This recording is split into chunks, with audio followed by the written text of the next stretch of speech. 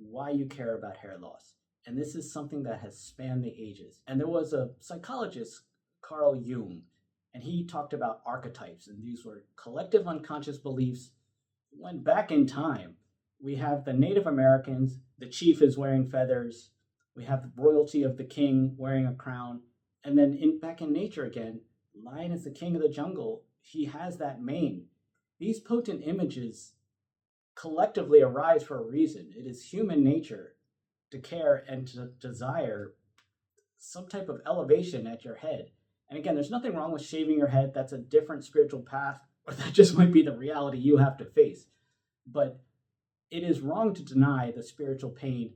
We have these symbols, we have these historical figures that support this feeling and this message. So what I'm trying to say is nothing wrong with caring about this. You're not the first one, you won't be the last one. And there just might be something in you that really needs that on a spiritual level. You need that covering of your head. You need that ability to adjust your appearance. You need to be a king. Hey guys, I'm David DeMuzio. Welcome to Hair Loss Hope. And today we're going to talk about why do you care about hair loss? And I have a special guest, Jay International. He's been on the channel once before. It's a very popular video, and Jay always has an awesome, unique perspective on hair loss, given the many hair transplants. I think he said 5 or 6 that he's had. And so Jay, go ahead and welcome to the channel. Tell where's your hair at right now, and why do you care about hair loss? So I've actually lost count at this moment, how many hair transplants I've had, how many things I've done to restore hair. But I did recently have a hair transplant. I documented that on my own channel, where I had my hairline and the temple points restored. And once you start losing your hair, you start first, you're losing your hair, you're worried about it, you're freaking out, but then you start gaining some expertise, you start wanting to fine tune it and perfect it. And so I've had a lot of work, but this was really a fine tuning transplant where I would just, my hairline and the temple points, so-called framing the face further. That's what I did recently. So if the viewers notice any redness or discoloration, that's because that was really just a couple weeks ago. Onto the topic, why do we care about hair loss? And I might add in, and what are you going to do about it? A lot of people, they break into 2 camps. Just shave your head. And you've done videos on this, other people have. Or, no, I want to restore my hair. And before we get into which is better or which you should do, why do you care about hair loss? And this, it almost exists on a metaphysical plane. It's a spiritual pain. Obviously, it's phenotypically presents itself in your appearance, but when we look at nature, we want things to be in balance and harmony. This is in everything, in music, in what we see. And one thing I like to use an example is just like a tree or shrubbery and landscaping. You may have heard the term manscaping. It comes down to grooming and wanting to look good. So when we're talking about landscaping, if you drive by a house and the shrubbery is all growing too much or out of balance, or there's a tree there and it's missing patches, it looks weird. You don't like it as much. And the same, of course, is true for your head. If you start having hairline receding or is thinning, instinctually, naturally, it's something you don't like. So why do you care? Because in all of nature, we want harmony and balance. When you start losing your hair, you're out of balance. And right now, my situation right now is a perfect example of this. Ironically, I've had all this hair transplantation. My desire is to grow my hair, and here I'm sitting before you with a shaved head. Why is that? That's because I've had my hair transplant in stages. And like a tree with missing leaves, right now my head is patchy. Some areas are thicker and can grow longer. So to achieve that harmony for now, I've needed to shave my head. And I think it looks good. It looks even. It doesn't draw attention to any of the bald spots. But then you get into these camps of people where they're saying, no, you only should shave your head. All that other stuff is a waste of time. It's artificial. The natural thing is just to give into it.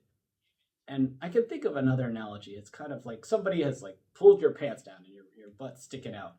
And you kind of have a choice. Okay, am I going to take all my clothes off and just go butt naked? Or am I going to try to get back into covering myself up and having other options to change my appearance? So it's like You start losing your hair, and then you either can go all in, you're like, I'm shaving my head, I'm just embracing this fully. And for some people, again, it comes the shape of your skull, things that are instinctual, like if that's going to work or not. The symmetry of your eyes, the distance from your eyes to your mouth, the size of your forehead, that may or may not work for you. So it's not really fair to say, shave your head, that's going to work. Yes, it should be considered, but some people, there's a spiritual pain. It's like a phantom limb you've lost, and you need to restore it. And that's a fair thing. That's something that's real and shouldn't be denied or told that you're wrong. And just if you go down that road, you've just got to be careful and get the right doctor and take the right medicines and be prudent about it. At first I didn't get what you were going with the pants down and your butt out kind of thing. But then I thought about it and I thought, hey, some people, their pants are down, their butt is sticking out, and they would just go, you know what? I've got a great body. I'm just gonna take off the rest of my clothes and I'll just be naked. And that's a thing. And a lot of people would look at him and go, hey, he's naked and he looks great.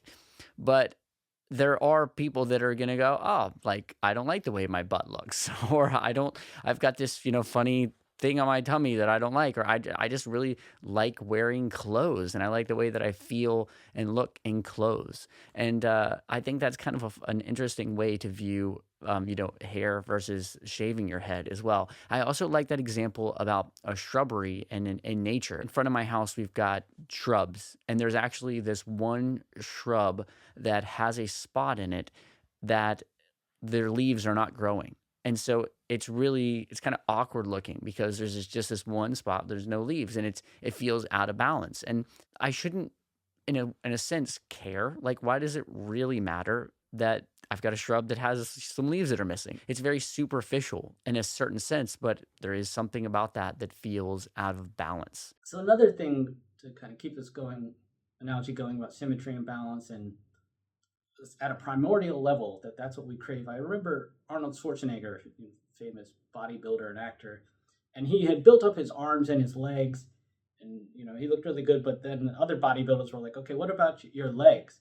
And so he could have been like, okay, I'm going to just lose all my muscle and just to match my legs. That's kind of in a way like shaving your head, or I'm going to strengthen my legs and do that work to have a total muscular look. And that's like hair.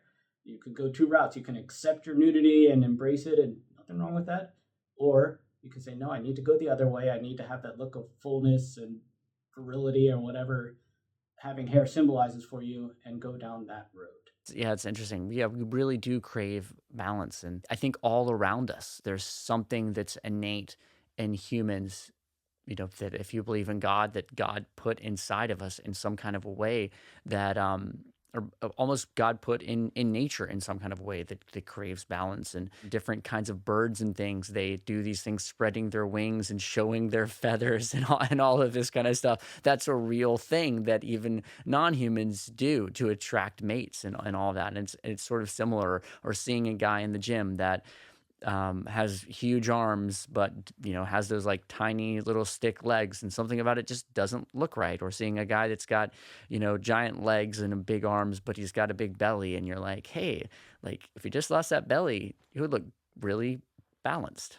Another thing that's funny is, I don't even understand this fully myself, but you see a baby, and a baby will be bald. And, oh, it looks so cute, and even when its hair is coming in, it looks like it has hair loss, the baby. But Yeah. that's the cutest thing in the world. But then when you're a grown man or woman, and that you repeat that same pattern, it's unnatural about it. It's not right.